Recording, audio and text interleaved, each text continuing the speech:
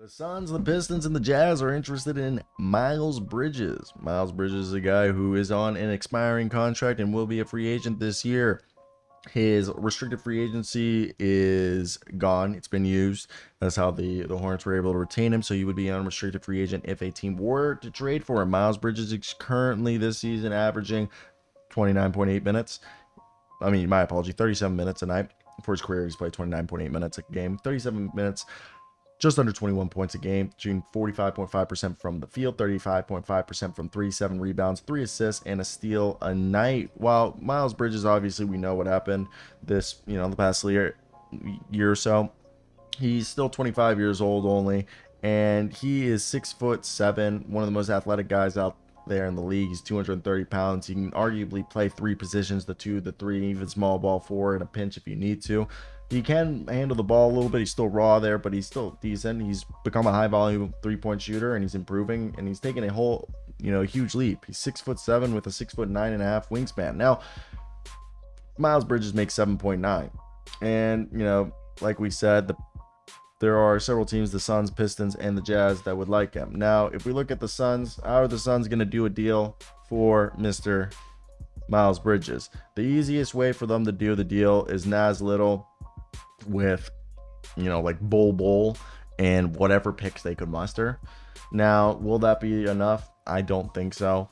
But there is reports coming out from his camp saying that they are very confident that Miles Bridges will be able, or the Suns feel very confident that they should be able to land Miles Bridges, as it might be possible. I'm personally not that, I don't think it'll be great, but they are saying that the $7.9 million, which is Nas Little packaged with either Chemzi Metu, Yuta Watanabe, or Bull, would get the deal done.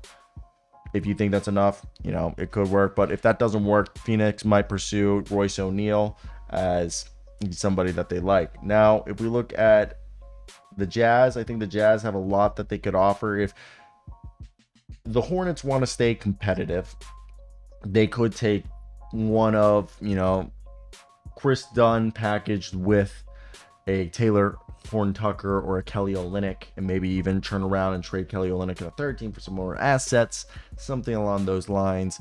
That could get the Hornets where they get somebody who could help them win now. Now, if they want just assets, young players, let me just get some young boys on this team. It's a lost season, this and that. You look at the Charlotte Hornets and you think, okay, the Charlotte Hornets are thinking, we probably want some more wing guys, maybe a shooting guard. And that's where I think if Jaden Ivey was available, that could get the deal done real quick. If they offer Kelly and Hayes in a pick, that like a first round pick, a nice first round pick, that could get the deal done.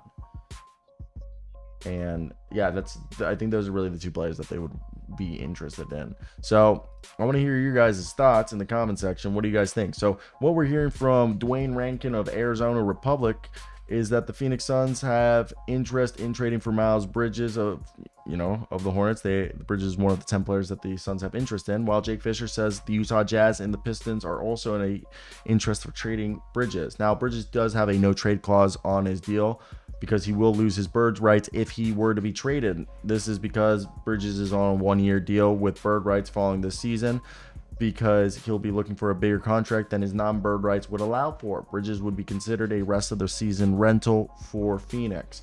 Now, the Suns are also aware that Bridges has off-the-court issues that still need to be handled. He has a pending court date for next month for allegedly violating a protection order stemming from the DV incident in 2022 that saw him receive 30-game suspension in the NBA. Another challenge in trading for Bridges, the Hornets reported are looking for draft picks in any deal. Phoenix is limited in them, and the Pistons and Jazz can beat them by a wide margin.